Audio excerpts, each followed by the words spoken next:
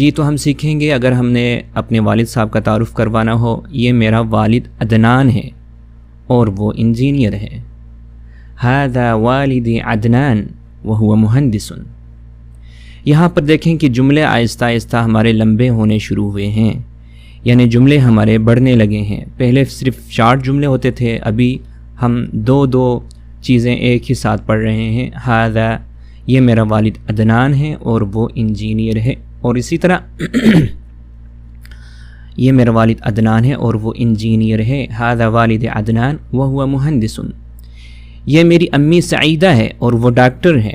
ھذہ والدتی سعیدہ وہی طبیبہ، یا پھر ھذہ والدتی سعیدۃ وہی طبیبۃ. یہاں پہ دیکھیں، یہاں پہ ہم نے اب جب ہم نے پچھلے سبق میں ہم پڑھ چکے ہیں کہ مرد کے لیے مخاطب جب مرد ہو یا مرد بات میں جب کلام میں ہمارا مرد مقصود ہو